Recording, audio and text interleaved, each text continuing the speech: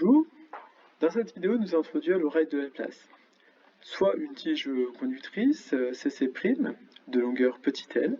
Cette tige peut glisser sans frottement sur deux rails de longueur grand L. L'ensemble tige plus rail forme un circuit fermé de résistance totale grand R. Alors, ce circuit est placé dans un champ magnétique B, donc perpendiculaire au circuit, et nous allons déplacer la tige avec un vecteur vitesse V. Alors pour pouvoir résoudre ce problème, on va introduire un triade de base, UX, UY, UZ, et nous allons considérer uniquement la tige. Cette tige contient des électrons libres, et donc comme nous déplaçons notre tige, nous obtenons un mouvement en fait également des électrons qui sont contenus dans notre tige. Ils vont tout simplement suivre la tige.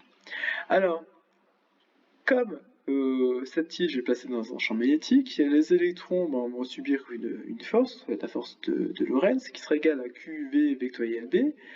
Or, Q, nous allons pouvoir le remplacer par moins la charge élémentaire, donc c'est la charge d'un électron. V par la norme de V fois UX, et B par moins la norme de B fois UZ. Par conséquent, nous obtenons le produit vectoriel entre UX et UZ, or ce produit vectoriel est égal à moins UY. Donc nous obtenons une force qui est appliquée sur les électrons, qui est dirigée suivant moins UY. Cette force va agir sur chaque électron, et donc chaque électron va se déplacer. On va avoir un mouvement d'ensemble des électrons suivant la direction moins UY. Et par conséquent, nous allons avoir l'apparition d'un courant grand I. Alors le courant grand I est toujours dirigé dans le sens opposé au mouvement des électrons, donc ici il va être dans le sens trigonométrique. Alors une petite remarque, donc les électrons vont être mis en mouvement, donc si on se passe un référentiel à la tige, ils vont avoir en fait une vitesse VE, dirigée suivant moins UY, et ils sont placés dans un champ magnétique. Et par conséquent, ils vont subir une force de Lorentz qui sera égale à moins E VE vectoriel B. Or, VE, c'est égal à la norme de VE fois moins UY, et B, c'est égal à la norme de B fois moins UZ. Or, UY fois vectoriel UZ, ça nous donne directement UX. Par conséquent, ces électrons vont également subir une force qui cette fois-ci sera dirigée dans la direction moins UX. Alors cette force, donc d'un point de vue macroscopique cette fois-ci, c'est ce qu'on appelle la force de Laplace. Elle est donnée par cette expression I, L, vectoriel B. L, ce sera tout simplement le vecteur C', et donc après simplification, nous obtenons du moins I, L, B, UX.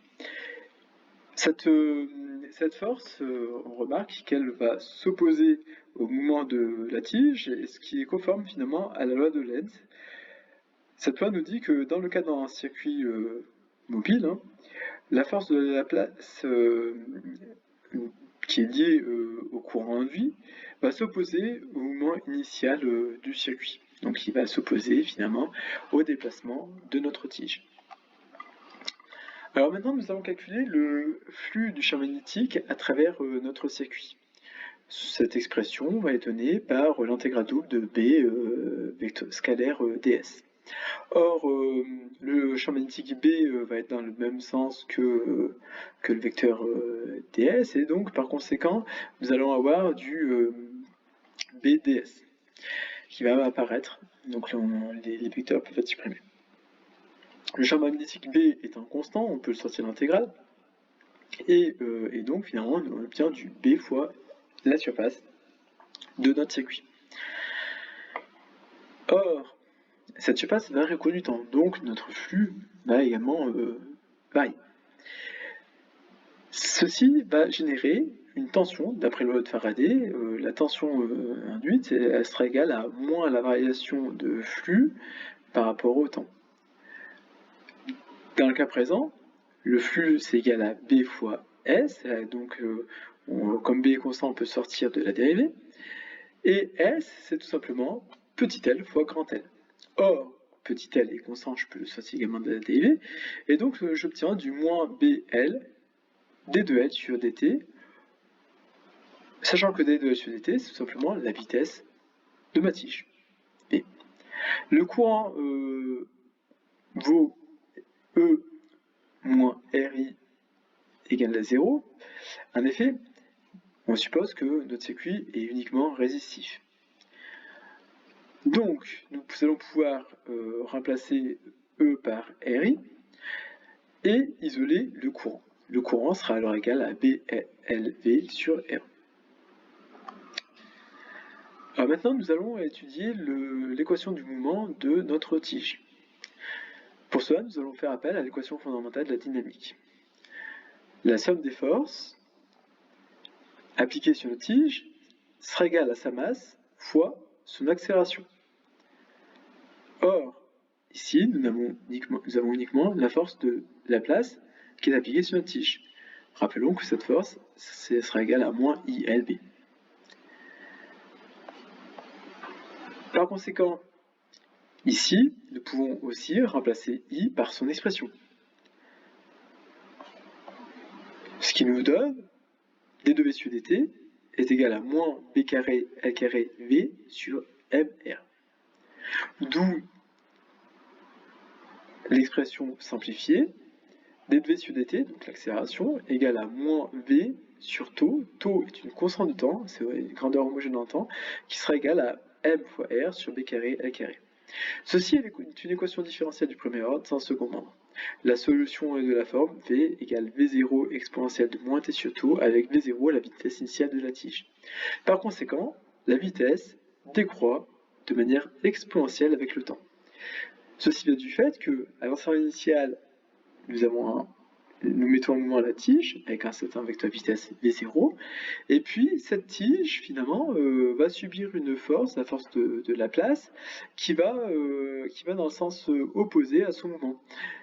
Et cette force de Laplace va ralentir la tige jusqu'à ce que son mouvement s'arrête, et lorsque son mouvement s'arrête, le courant ici induit va s'annuler, et donc la force de Laplace va également s'annuler. Et on aura un état d'équilibre qui va être atteint. Alors, concernant l'évolution du courant, nous avons en fait un courant, donc nous avons obtenu l'expression du courant qui est égale à BL sur R fois V. Or, nous avons vu également que V c'est égal à V0 exponentielle de moins T sur tau. Et donc, nous obtenons un courant qui décroît également de manière exponentielle jusqu'à atteindre une valeur nulle, avec I0 ici qui est égal à BL V0 sur R.